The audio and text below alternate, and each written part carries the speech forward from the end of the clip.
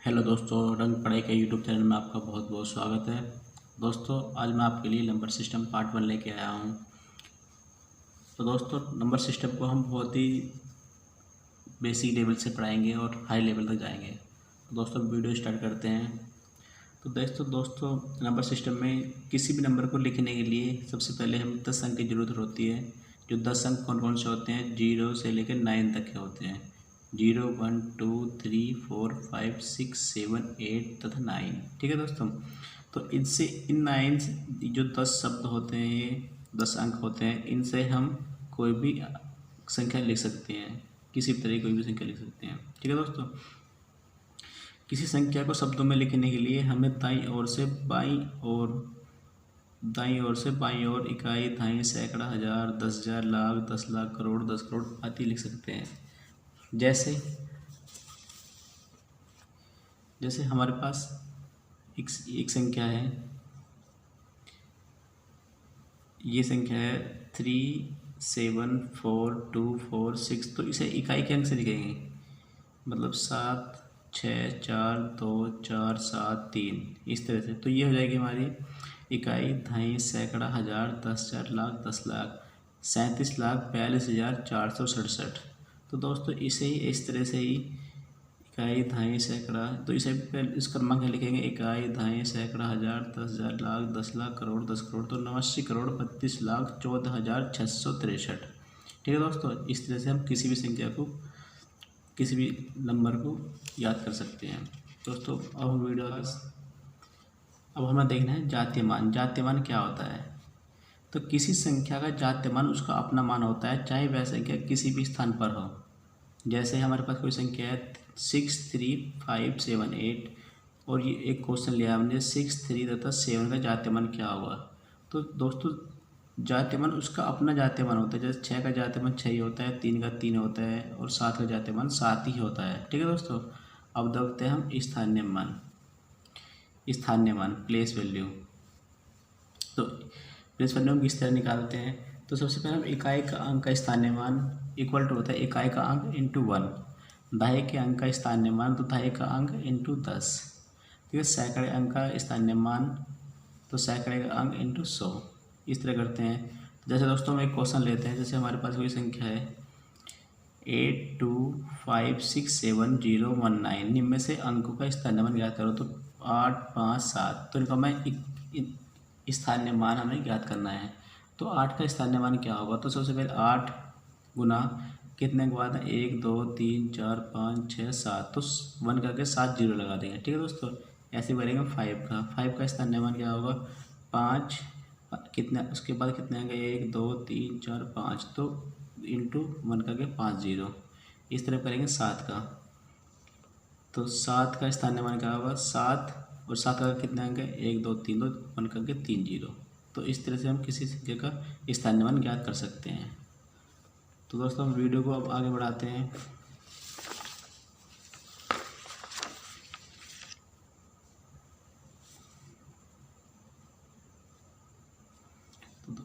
तो दोस्तों, अब हम देखते हैं नंबर्स हमारे क्या होते हैं। तो दोस्तों, नंबर हमारे दो प्रकार के होते हैं। रियल नंबर्स वास्तविक संख्याएं और इमेजिनरी नंबर मतलब काल्पनिक संख्याएं। तो काल्पनिक संख्याएं क्या होती हैं? जो संख्या नंबर लाइन पर प्रिंट नहीं कर सकते। जैसे √-7i। तो आई जो होता है आयोटा होता है और आई की वैल्यू होती है √-i और आई स्क्वायर होता है -1। ठीक है दोस्तों। अब वो रियल नंबर क्या होता है? जिस संख्या को हम नंबर लाइन में परचेस कर सकते हैं, जो माइनस इन्फिनेटिव से प्लस के इन्फिनेटिव तक होती है, माइनस के इन्फिनेटिव से प्लस के इन्फिनेटिव तक होती है। उसके बाद आता है हमारा रियल नंबर। रियल नंबर मतलब वास्तविक संख्या। तो इसके अंदर होती है हमारा नेचुरल नंबर मतलब वास्तविक संख्याएं। वास्तविक संख्या तो 1 2 3 4 6 7 8 9 10 9 तक ये हमारे नेचुरल नंबर होते हैं। तो उसके बाद आता है नंबर 2 होल नंबर मतलब पूर्ण संख्याएं। तो जीरो लगा देते हैं तो हमारा पूर्ण संख्या बन जाती है। नेचुरल नंबर में अगर हम जीरो लगा देते हैं पहले तो हमारा होल नंबर मतलब पूर्ण संख्या बन जाती है। उसके बाद आता है हमारा इवन नंबर मतलब सम संख्याएं। जो संख्याएं 2 से पूर्णतः विभक्त हो जाएं, जो संख्याएं 2 से पूर्णतः विभक्त हो जाएं तो वे हमारे इवन नंबर होते हैं। जैसे 2 4 6 8 10 12 14 etc होते हैं। उसके बाद आता है हमारा ओड नंबर। तो ओड नंबर क्या होता है, जो संख्याएं 2 से पूर्णतः विभक्त ना हो, जो संख्याएं 2 से पूर्णतः विभक्त ना हो वे हमारे ओड नंबर होते हैं। जैसे 1, 3, 5, 7, 9, 11, 13 ETC। और दोस्तों यहाँ पर एक बात और, जीरो जो हमारी होती है, जीरो, तो जीरो जो हमारी संख्या होती है वो हमारी इवन नंबर के अंदर आती है। जीरो हमारे एक इवन नंबर है, ठीक है दोस्तों। तो दोस्तों हम बेटा अब है हमारे पास सह अभाज्य संख्याएं, मतलब को प्राइम नंबर। को प्राइम नंबर का होती है ए तथा बी दो ऐसी संख्याएं हैं जिनका मैस है HCF हमारा 1 हो, तो ऐसी संख्याएं सह अभाज्य संख्याएं कहलाती हैं। जैसे 2, 3, 5, 7, 6, 7, 9, 11। तो HCF 1 का मतलब होता है कि दोनों संख्याओं में से कोई संख्या कॉमन ना हो, तो उनका HCF 1 होता है। जैसे इनमें कोई संख्या कॉमन नहीं है, ना कोई संख्या ऐसी जो एक दूसरे को डिवाइड करके कट जाए। एक संख्या से दोनों को डिवाइड करें तो नहीं होगा, ठीक है दोस्तों, कोई संख्या इनमें कॉमन नहीं है। अब हम देखते हैं अभाज्य संख्याएं। तो अभाज्य संख्याएं मतलब प्राइम नंबर, ऐसी संख्या जिनके केवल 2 गुणनखंड हो वह अभाज्य संख्या कहलाती हैं। जैसे 2, 3, 5, 7, 11, 13, 17, 19 ETC हो, ये आगे तक बढ़ती रहती है। तो दोस्तों इसमें जो हमारा 2 है, एक तो उसका 1 फैक्टर होगा और तो एक 2 फैक्टर होगा, मतलब 2 गुणन। एक तो 1 एक ऐसी संख्या है जो सभी का फैक्टर होता है, और एक जो संख्या खुद है वो उसका एक फैक्टर उसका इट सेल्फ मतलब खुद होगा। जैसे हमारे पास एक हमने एग्जाम्पल तो लिया, जैसे 5 है, 5 एक तो 1 फैक्टर हो जाएगा, एक 5 फैक्टर खुद हो जाएगा। जैसे 13 है, तो 13 का एक फैक्टर तो 1 होगा और एक वो खुद सेल्फ होगा, ठीक है दोस्तों। तो दोस्तों अब हम देखते हैं सहभाज्य संख्या के कुछ इंपॉर्टेंट उदाहरण, इंपॉर्टेंट क्वेश्चन जो एग्जाम में पूछे जाते हैं। तो क्वेश्चन नंबर 1 है, सबसे छोटी सम अभाज्य संख्या कौन सी है। तो सबसे छोटी सम अभाज्य संख्या जो हमारी है वो 2 है, क्योंकि जो हमारे सम अभाज्य संख्या शुरू होते हैं वो स्टार्ट हुए हैं 2, 3, 5, 7, 11, 13 इससे स्टार्ट होती है। तो सबसे छोटी अभाज्य ये सम संख्या सबसे छोटी सम अभाज्य संख्या है, ठीक है दोस्तों। क्वेश्चन नंबर 2 है, सबसे छोटी विषम अभाज्य संख्या कौन सी है। तो सबसे छोटी विषम अभाज्य संख्या कौन सी है हमारी 3। ये 3 हमारी सबसे छोटी विषम अभाज्य संख्याएं हैं। तो दोस्तों क्वेश्चन नंबर 3 है, 1 से लेकर 50 तक कितनी अभाज्य संख्याएं होती है। तो 1 से लेकर 50 तक हमारी 15 अभाज्य संख्याएं होती हैं। ये 15 अभाज्य संख्याएं हमारी कौन सी हैं, जैसे 2, 3, 5, 7, 11, 13, 17, 19, 23, 29, 31, 37, 41, 43 और 47। ये टोटल हमारी 1, 2, 3, 4, 5, 6, 7, 8, 9, 10, 11, 12, 13, 14, 15। ये टोटल हमारी 15 अभाज्य संख्याएं होती हैं 1 से लेकर 50 तक। तो दोस्तों अब हम देखते हैं 50 से लेकर 100 तक कितनी अभाज्य संख्याएं होती हैं। तो 50 से लेकर 100 तक हमारी टोटल 10 अभाज्य संख्याएं होती हैं। ये कौन कौन सी होती हैं, ये 53, 59, 61, 67, 71, 73, 79, 83, 89, 97। ये टोटल हमारी 10 होती हैं। 1, 2, 3, 4, 5, 6, 7, 8, 9, 10, ठीक है दोस्तों।